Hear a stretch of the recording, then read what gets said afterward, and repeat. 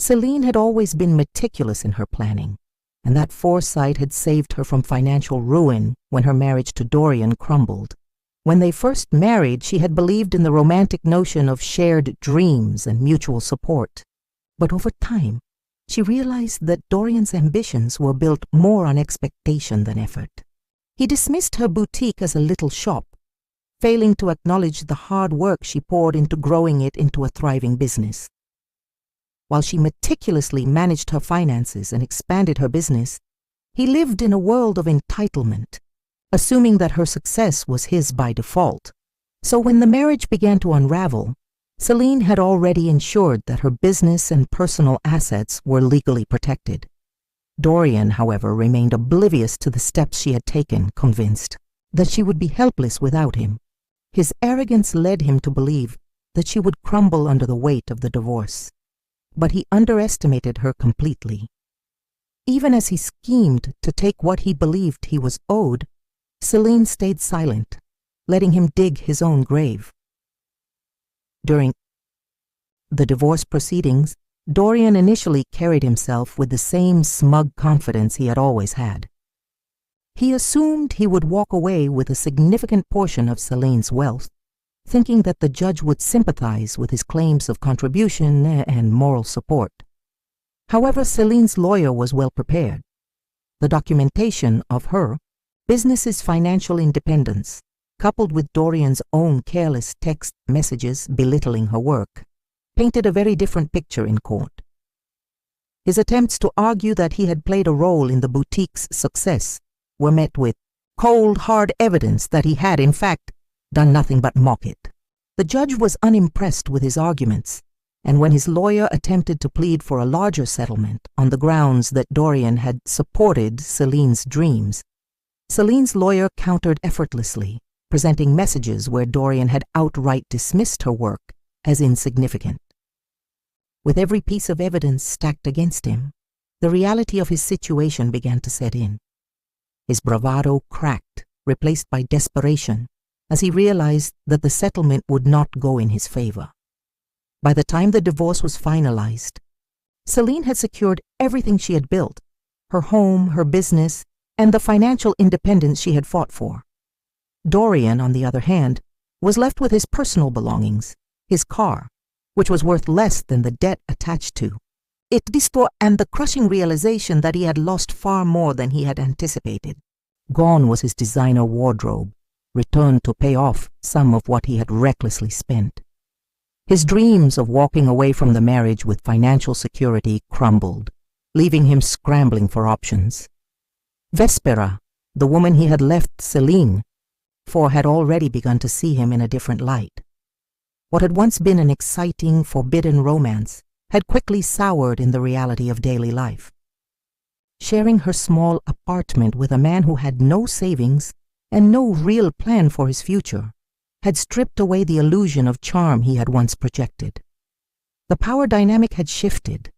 Dorian was no longer the charismatic man escaping a controlling wife, but a middle-aged man who had banked on a future that no longer existed. He had assumed that Vespera would be his next stepping stone, but she had no interest in supporting him financially. As his resources dwindled, so did her patience. It didn't take long for her to leave, moving on to someone her own age, someone with ambition and stability, things Dorian lacked. As word of Dorian's situation spread through mutual friends, it became evident that his downfall was entirely of his own making. He had tried to reclaim his old life, turning to dating apps in the hopes of finding another woman to provide for him, but reality hit him hard. Women his age saw him for what he was, a man living with his parents at 45, burdened by financial mistakes of his own making.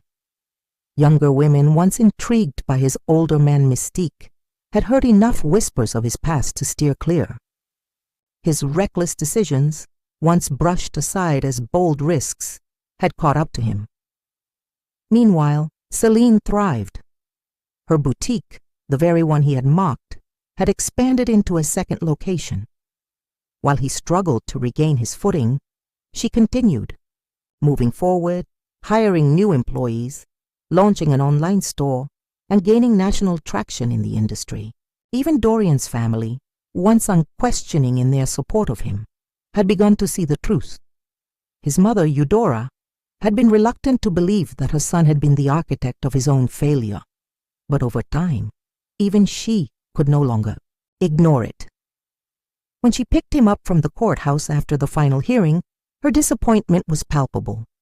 As he attempted to blame Celine for his misfortunes, she finally cut through his self-pity. "That's enough, Dorian," she said. Firmly, in the months following the divorce, Celine's life flourished in ways Dorian could never have imagined. Her boutique, once dismissed as a mere hobby, had expanded into a second location, its success reaching beyond the local market. The irony was unmistakable. While Dorian struggled to rebuild his life, the very business he had belittled was thriving beyond even Celine's expectations. She had hired 3 new employees and launched an online store, which quickly gained national attention. Her success was no longer just about proving him wrong. It was about proving to herself that she had been right all along. Meanwhile, the Aikby, echoes of Dorian's downfall reverberated through their mutual acquaintances, each update painting a picture of a man who had sabotaged his own future. Dorian had assumed that after the divorce, he would easily slide back into the dating world, finding another woman to accommodate his needs and rebuild his confidence. However, reality proved far less forgiving. He had tried his luck with dating apps, only to find that women his age weren't interested in a middle-aged man living in his childhood bedroom. Younger women, on the other hand, were cautious. Word of his past had spread, and thanks to Vespera's candid warnings, few were willing to entertain his advances. Vespera herself had moved on swiftly, sharing screenshots of his desperate attempts to win her back with friends, who in turn warned others to avoid him. The thrill of secrecy that had once made their relationship exciting had faded, replaced by the dull weight of disappointment. When she had imagined a future with Dorian, she had not envisioned being saddled with a man who resented his own circumstances, but did nothing to change them. He had tried convincing her that things would get better once his investments paid off, once he got his promotion, once. But Vespera had come to see what Selene had long known. Dorian was always waiting for something external to change his life, rather than taking responsibility himself. His career, once the pillar of his identity, had also suffered. The company he worked for had launched an investigation into his past relationship with Vespera, leading to a formal reprimand that tarnished his record. The promotion he had expected, the one he had once boasted about, went to someone else, someone with a clean professional history. Dorian, unwilling to accept his own role in his misfortunes, tried to claim age discrimination, arguing that his company was punishing him for dating a younger woman. The HR department, unimpressed, simply added his complaint to his already growing file. The walls were closing in, and his options were dwindling. One afternoon, Celine was surprised when Dorian's sister, who had barely spoken to her during the marriage, walked into her boutique. Amanda had always been one of Dorian's most vocal defenders, quick to believe his version of events, but something in her demeanor had shifted. As she traced her fingers over a silk scarf, she sighed and said, "I know we didn't support you at first. We believed him. He played the victim so well. But watching how he handled everything, the way he acted afterward, I'm ashamed we ever did." There was no satisfaction in hearing this, no sense of vindication. Celine had long moved on from needing their approval, but she recognized the weight of Amanda's admission. Dorian had not just lost a wife, he had lost the respect of his own family. Even Eudora, who had once defended her son tirelessly, could no longer excuse his behavior. She called Celine occasionally, though never to ask for favors on Dorian's behalf. Instead, she spoke with the weariness of a mother whose child had never learned to stand on his own. "We offered to help him, you know. she admitted one evening. His father and I told him we'd support him if he just took some responsibility for his actions. But he's still blaming everyone else. You, Vespera, his company, the judge, everyone but himself. Celine listened, offering no words of comfort. This was no longer her burden to bear. Still, Dorian's downward spiral continued. He had attempted online gambling, believing that a sudden windfall would solve his financial troubles. But as always, his plans hinged on wishful thinking rather than careful strategy. He had also become entangled in a pyramid scheme, lured by the promise of fast returns, only to realize too late that he had been conned. Every attempt to reclaim his former lifestyle only dug him deeper into failure. The man who had once mocked Celine's financial prudence was now drowning in poor decisions, each one further proof of how little he had ever understood about responsibility. Celine, on the other hand, found herself stepping into a new role, not as a scorned ex-wife, but as a businesswoman others admired. Local business magazines began reaching out, wanting to feature her story, not the story of a divorce, but of a woman who had built something lasting despite. As Celine's business continued its meteoric rise, her journey of personal growth and empowerment blossomed in tandem with the expansion of her boutique empire, transforming her from a woman scorned into an emblem of resilience and self-reliance. While the aftermath of her divorce with Dorian had initially revealed the stark contrast between his self-sabotaging downfall and her unwavering commitment to protecting her assets, it soon became clear that her triumph was not just measured in financial gains or business accolades, but in the profound internal metamorphosis that reshaped her identity and purpose, leading her to embrace her newfound strength and redefine her very notion of success. In the wake of Dorian's increasingly desperate attempts to cling to a semblance of his former lifestyle, a life marred by failed relationships, a tarnished reputation, and a series of poor financial decisions, Celine's days grew richer, not only in the expansion of her enterprise, but also in the deeper understanding of her own worth, her capabilities, and the value of her dreams. Each challenge she encountered, from navigating the complex web of divorce proceedings to countering Dorian's baseless claims in court, had served as a crucible that refined her determination, honed her business acumen, and instilled in her the unshakable belief that the hardships of the past were but stepping stones toward a more empowered future.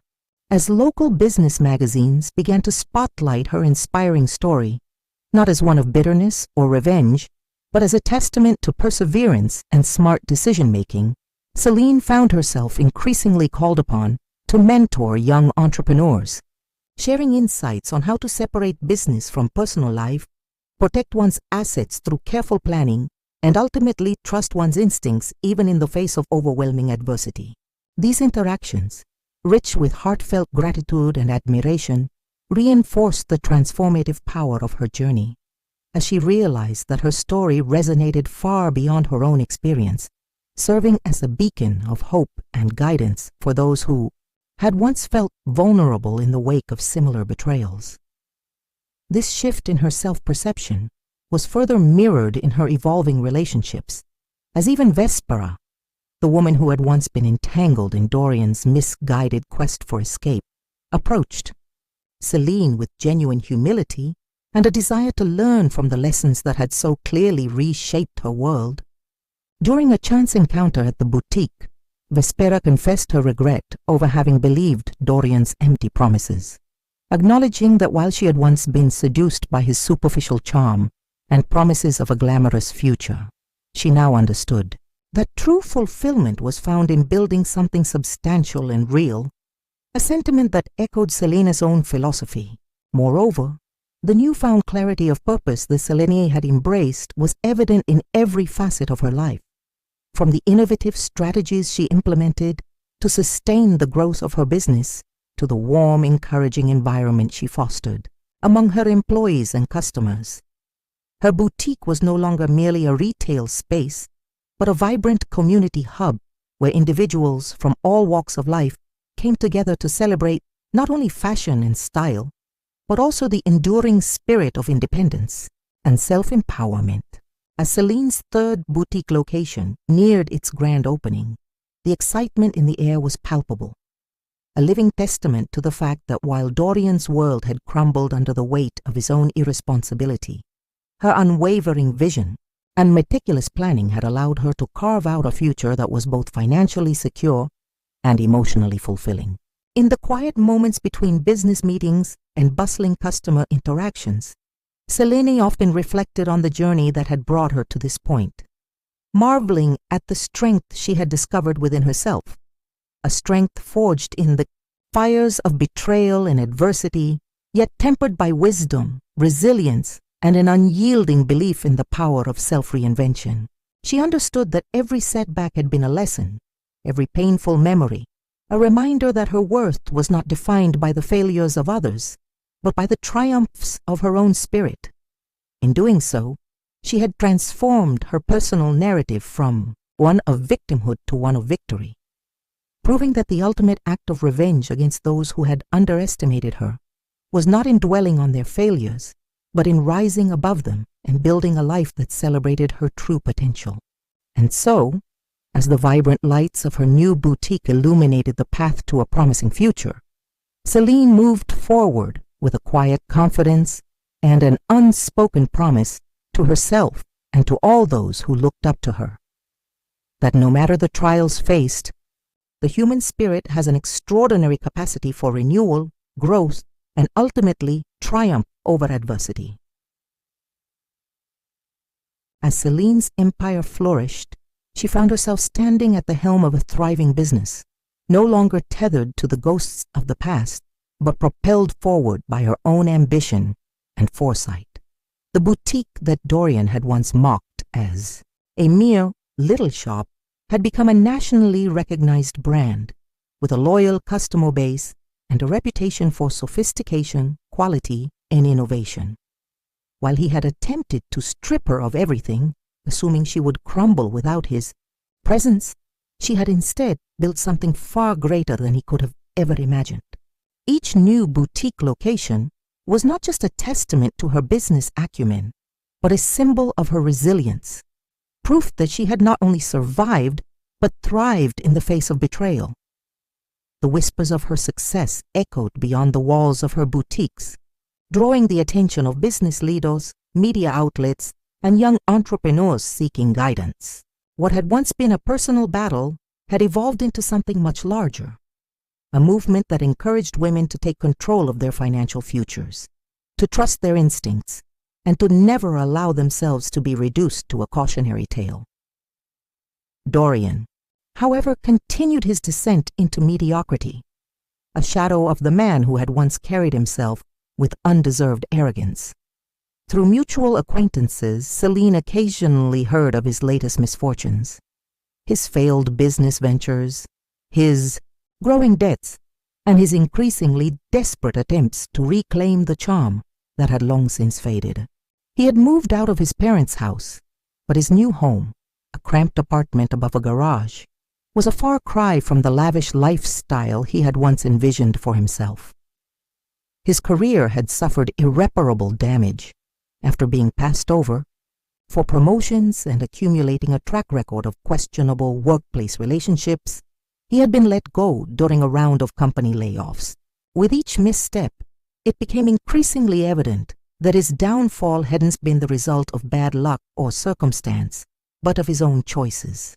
His unwillingness to take responsibility, his entitlement, and his inability to adapt to a world that no longer catered to his delusions of grandeur. Despite her detachment from Dorian's unraveling life, Celine could not help but recognize the irony of it all. He had once believed that youth and charm would sustain him, that a younger woman like Vespera would validate his sense of importance, and that Celine herself would fade into irrelevance without him. Instead, it was he who had been left behind, clinging to a past that no longer existed. Vespera too had moved on, no longer the naive young woman who had fallen for his empty words. She had since built a career of her own, learning from the mistakes of the past and striving towards something meaningful. Celine saw her in the boutique from time to time, a quiet but persistent reminder of how experiences, both good and bad, had the power to shape and transform people. Meanwhile, Celine's own influence continued to expand beyond the walls of her boutiques. She had become a sought-after speaker at business conferences, sharing not just the story of her financial success, but the lessons she had learned about resilience, planning, and self-worth. She often found herself advising young business owners, particularly women, who were eager to learn how to protect their assets, separate business from personal life, and ensure that no one, not a spouse, a business partner, or anyone else, could ever take away what they had built. Her words carried weight not because they were theoretical, but because they were lived truths, hard-won and deeply personal. It was during one of these conferences that Celine received an unexpected phone call. It was Eudora, Dorian's mother. Though they had not spoken in some time, there was no bitterness in her voice, only resignation. "I just wanted to say thank you," she said after a long pause. "Not for what happened with Dorian, but for what you taught me. You showed me the difference between supporting someone and enabling them. We spent years making excuses for him, believing his version of events, but we're done with that now. He's still blaming everyone else, still waiting for some miracle to fix his life. But we're not part of that story anymore." Selene listened, allowing the words to settle in. There was a time when she might have felt satisfaction in hearing that Dorian had finally alienated even those who had once defended him. But now, all she felt was indifference. His fate was no longer of any concern to her. He had made his choices, and she had made hers. The difference was that she had learned from hers. As she hung up the phone, Celine glanced at the framed text, message on the wall of her office, the final words Dorian had sent her before she blocked him. "Have fun with your little shop." Beneath it hung a plaque commemorating her latest business award, a tangible reminder that success was not just about wealth or accolades, but a bow.